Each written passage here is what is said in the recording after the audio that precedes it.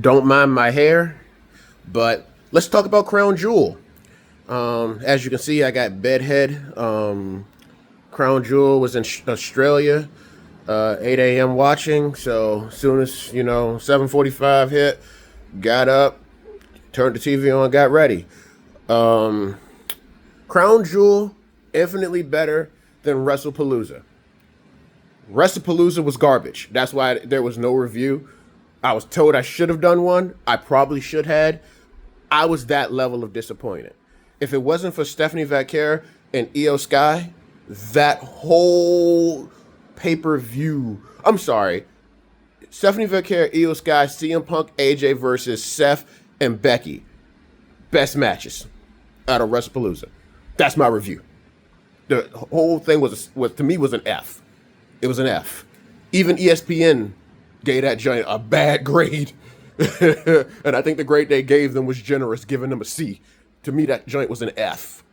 Lesnar beating Cena in the way he did was the worst thing for this retirement tour, in my opinion. And I've loved the entire retirement tour, contrary to how a lot of people feel about the heel run and everything. I thought everything was great. Could have been better, sure, but this is his last year. We didn't have the time for certain builds. It's fine. It was fine for what he did and how he got there and how he got back to being the face that runs the place. I'm hoping I can go see his last match. I've never seen John Cena perform. So I'm hoping that I can catch Saturday Night Main Event when they're here in December. We'll see how that goes. Tickets are stupidly expensive, but we're not here about that. We'll get to a later date. We are here to discuss Crown Jewel Perth in Australia. Overall, I'll give the whole event a B. I wrote notes for this, but some apparent reason I'm just going off the seat of my pants here. So bear with me. First match was an Australian street fight. It was just a street fight, y'all. That's why I put the air quotes up. Bronson Reed versus Roman 2. Match was okay. It's what you would expect from two strong guys in a street fight. I'm gonna be honest with you, the best street fight I feel like we saw this year, and I could be wrong, but I'm only going off the top of my head right now. I gotta go back and look at my old notes, but I would say Rusev versus Sheamus so far has been the best one that I can remember currently right now for this year. There might have been a better one, but right now I'm giving it to Rusev and Sheamus. But this one did not hold up to par. Honestly, I think Bronson and Roman's first match was better. But my expectation of this was for Roman to win. Bronson got the win, which in typical WWE, fashion, that's normally what happens. If one won the first one, the other one won the other, unless you're Cody versus Seth, where Cody won 3. But today Seth beat Cody, so now we're 3-1. But anywho, going further, going back to the review. Sorry guys, I'm all over the place here. But yeah, it was Bronson versus Roman 2. Nice back and forth. Roman dominated like the good portion of the first, I want to say 5 to 10, probably 5 to 7 minutes of the match. He played with the crowd, which the crowd was very much into. You getting more of that fun Roman Reigns, and of the Tribal Chief interacting with the crowd. But all in all, because of the street fight, shenanigans happened. So, you had Braun Breaker interfering, and because of that, in retaliation, the Usos got involved. One thing that I get it. Don't get me wrong. I get it. I did not like the no-sell. And in my opinion, this was a no-sell. I did not like Braun Breaker taking the 1D and just, I'm back up for a spear. And I'm like, really? I get it. He's about to become like the new face of the company. Like, we're building this man. But I'm like, y'all, the 1D is supposed to be, of course, the Dudley Boys 3D, and it's supposed to keep you down for a while. And that's what it was built up to be. It's almost like synonymous with the RKO. And my man got up, instantly speared. I forgot which Uso he speared, but he speared him, and it was just like, oh, okay, well, no sell. Got it. I get it. We're putting Bronson Reed over. Fine. Clearly, there's about to be a part 3 to the Roman and Reed feud. But yeah, Usos got involved. Roman got speared through a table by Jay by accident.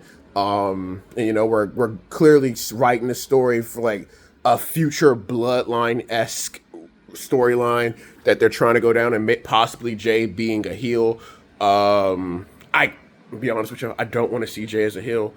I don't want to see any more of the Monday night bloodline members heel. Just leave them as they are. Let them be faces. Jay was over with his yeeting. Granted, it got a little old after a while, but it was like, it's still kind of fun to watch. So with them trying to make him aggro Jay, I'm not feeling it. I'm gonna be real with y'all though. When it comes to Jay, Jay can make you a believer, and then he can retract you back, in my opinion, to like you're a tag team guy. But Jay has proven that he can hold his own, and I need them to write Jay in a way where he can do both. And it's like right now we're trying to track him back to tag team, but equally track him back to being a single star. And it's just like you got him all over the place. And they need to be doing more with Jimmy, in my opinion, because I feel like both Usos should be at the same caliber, and you're writing them clearly as if they're not. And I still don't, to this day, believe Jay is on the caliber of a Roman Reigns. I just don't. That's my opinion. If you feel differently, hey, that's okay. That's what wrestling's about. I'm pacing, by the way. This is why y'all see the light going in and out in darkness and stuff, by the way, too. The second match. I'm sorry, let me give you my grade on the Roman Bronson match. I'm like I said, I'm all over the place. I'll give Bronson and Roman's match a solid. I'm gonna give it a B minus, to be honest with y'all. And that's me being generous. I didn't hate the match. I didn't full out love the match because I found it a little your typical street fight. So it wasn't that great to me. But second match, which to me was the best women's match of the night, and there was only 2, and it was my girl Stephanie Vaquer versus Tiffany Stratton. That match should have been longer than what it was. I have to go look at how long that match was, but I feel like it was almost as long as Liv Morgan and I believe it was Nia Jax when they went at it for the Crown Jewel Championship. I think theirs was like 7 minutes. They need to allow. I don't know. I get it. Okay, I'll say this. We're in Rhea Ripley's hometown, so I get it. That's why I knew her match was going to be last and why it was going to be longer. But at the same time, she was in a tag match. And that storyline to me was not as... Granted, the storyline between Tiffany and Stephanie wasn't... It's not really a storyline. It's just like, hey, we're both champions. We're going after the Crown Jewel title. Which, so there is no storyline there. But I still feel like Rhea and Io versus the Kabuki Warriors either should have opened the show or we should have did that before Stephanie and Tiffany, because I think Tiffany and Stephanie's match was infinitely better, in my opinion. I wish they got more time to show how good they both are in the ring. Tiffany has been proven doubters wrong. I like her as the SmackDown's Women's Champion. I do think her reign is shortly coming to an end. I do predict her to possibly lose that title, if not by Survivor Series. I don't see Tiffany going into January as champ. I believe Jade Cargill is going to turn heel and take the title off of her. So we'll see how that goes. Now, I will also equally say this. There is a possibility that Tiffany does hold this title for a little bit. There's a high possibility of this. And here's the thing. I don't see her holding that title to Mania, but I do see her holding it. There's a possibility she could hold it a little longer. And we get Bianca back, and then you have this feud between this was what begins the feud of Bianca versus Jade. But I definitely feel like Tiffany will drop that title to Jade. Now, going on to Stephanie's future, I don't know who she feuds with next, especially with Rhea and Io still being in a feud with Kabuki Warriors. Just because they won, they won tonight doesn't mean, spoilers alert, sorry, they won their match against the Kabuki Warriors, which I didn't have them pegged to win. But just because they beat Kabuki Warriors tonight doesn't mean the feud is over. So I do see that continue on. I do think Rhea and Io need to stay out of the title picture for right now. So who Stephanie feuds with next might be Raquel, might be Roxanne. Yeah, I don't know. I don't know why I'm drawing a blank. It could be Lyra or it could be or Bailey. I don't know who they're gonna put in that line of sight because Becky Lynch is kind of tied up with AJ. So I don't see. I don't know who's gonna be next in line for a title shot towards Stephanie, but I think Stephanie's definitely holding that title for a complete year. I don't see them taking it off of her. I honestly think Stephanie loses the title to the Money in the Bank cash-in. But all in all for them, solid match, in my opinion. The next match, let me go over to my notes because I think it was Cena versus AJ, but let me double check that. Sorry for the close-up. Yes, Cena versus AJ, match of the night. Hands down, match of the night. Yo, I don't think people really understand how good Cena is. How good AJ is. Well, I know people understand how good AJ is. But, you know, you have those who still are doubters of Cena. And, y'all, we got 2 months left of this dude in wrestling. And he is one of those people who says when he's gone, he's gone. Like, you will see him in WWE, of course, but as an ambassador, he will not be wrestling. That man will be in a suit and tie. He is not going to be doing this again. And, yo, the match, AJ versus Cena 4, they are effectively tied. 2-2, perfect ending. I'm not counting the tag matches that they've had, you know, where they were apart from each other. But no, y'all, this was amazing. You know, some people might not like the consistent, you know, finishers, the counter finishers. That's okay. That's okay. I loved it. They went into their repertoire of people who they either rivaled with, for people who they respected. It was great. It was great. That match went on for damn near 30 minutes, and everybody was like, no, y'all need to fight forever. That was hands down the best match. Sadly, we're losing AJ next year, but phenomenal match. Everything with that, it was phenomenal, y'all.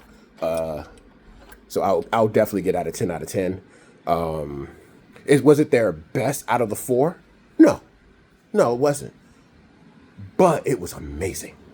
Amazing. If you are a John Cena fan, if you are an AJ Styles fan, if you are a fan of their rivalry, check that match out. On to the next match. And I noticed, I'm sorry, I have not given a grade to the other matches like I did Roman's and Bronson's match. But I think what I said for Stephanie and Tiffany, how much I went into where I think they're going, and it speaks for itself, honestly. But if you need a grade, I'll give Stephanie and Tiffany an A. Same with Cena and Styles, A. A pluses for Cena and Styles, A for Tiffany and Stephanie, and that's only because they didn't get enough time, in my opinion. Next match was Rhea, Io Sky versus Kabuki Warriors. I'm gonna be honest with y'all. I'm not a fan of this feud. I did not care. It's like, and I get it. We need it because Io and Rhea have been at the top of the women's division on Raw for the longest time. We needed to have them do something. And this is Rhea's hometown. And she's a very big star. I get it. This just... I'm like, I don't know what you need to do with them, but I would say Rhea and Io do not need to be back in the title picture right now because they've been in it so frequently. But at the same time, this feud with the Kabuki Warriors, Io's like, this is my family. It's like, I get it. I would have much preferred Io versus Asuka than more than anything. I think anybody out in this match that really needs a push is Kairi Sane. WWE brought her back, and it seems like they wanted to do something with her. And then the moment Asuka gets back, I'm sorry, not even before Asuka got back, they were like, they kind of pushed her in the background a little bit. And I'm like, why aren't we building Kairi Sane? And it's like, I thought this was the plan. I thought this was clearly, and I know plans change, but I mean, I would honestly like to see a feud between Stephanie and Kairi, especially if you start building Kairi to be a dominant force. Let Kairi go after the title. I feel like that'd be fine. I don't think she will win it off Stephanie, but you know what? She's one of my top picks. I'm going to have a top picks list for when we get closer to the Money in the Bank. And I'm probably going to forget this anyway, but Kairi's in my list for winning that Money in the Bank. Because I feel like Kairi Sane needs a push. She deserves that push. And this is out of the Raw locker room. I will equally say so does Raquel, because I feel like Raquel is also underrated. But anywho, but yeah, the match itself for me, it was a nice little back and forth tag match. It was good. It just after a while, it was just like, okay, this is clearly, you kind of got where we were going. I am super happy we didn't see that damn mist. I'm sorry. I am not a fan of the mist. I wish WWE would get rid of that damn thing. I get it. It's like, it's this popular move across industries and across legacies and all that other stuff. I'm just not a fan. I want them to ban it. Just get rid of it. It's disgusting to me, and it's just like, what the hell. But yeah, I'm glad we didn't see that. The match was okay. I'll honestly give it a B- personally, because it's not the worst tag match in the world. Io and Rhea, again, all four of them actually prove how good they are in the ring. It just wasn't keeping my attention of like the other two matches we got prior to them was. But it wasn't a bad match, you know. So yeah, I'll give it a B-. Last in the main event of the match tonight, Seth versus Cody 4. As I said before, Seth got the W. Seth had to cheat. That's the storyline there. He punched Cody in the face with a Rolex watch and super stomped him to the ground. And clearly, this feud's not over. We're re-gearing up for a new rivalry between Seth and Cody. I'm quite sure Cody and Seth are going to be involved in War Games together, and that's going to be like the whole storyline with that, because Cody is officially out of the storyline with Drew McIntyre for now. I'm going to harp on this real fast, the Drew McIntyre bit. I think Drew McIntyre should have won a WrestlePalooza. But WWE played it way too safe, and this is why they got the grade they got for WrestlePalooza. Drew should have won. I get it. Cody's been gone for a little bit. He just got the title back at SummerSlam. Who cares? Everybody, we keep doing these long title runs, and they don't need to be long title runs anymore. It's like certain ones, sure. Cody got a year-long title run when he first got it from Mania to Mania. Why are we... It looks like Cody's not dropping that belt until Mania again. And it's... you know, and I think here's the reason to why... And I like Cody Rhodes, clearly. Like, if you don't know, I am a fan of Cody Rhodes. It's just... Cody is always going to get that title. He's going to be synonymous with that title. So him dropping it to Drew and allowing Drew to have a little title run for a little bit would have been perfect in my opinion.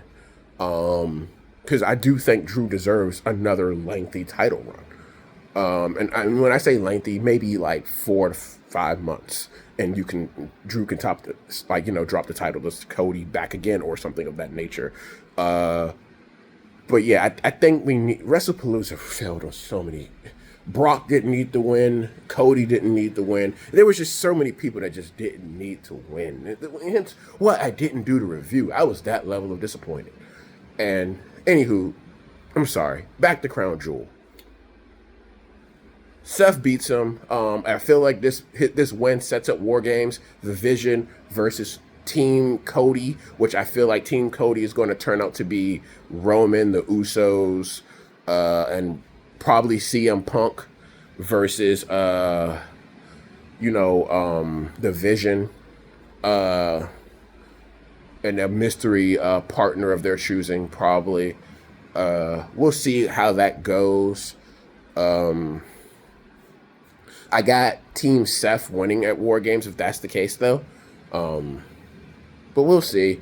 Overall, somebody had to answer the call of who was going to be rivaling Cena and Styles.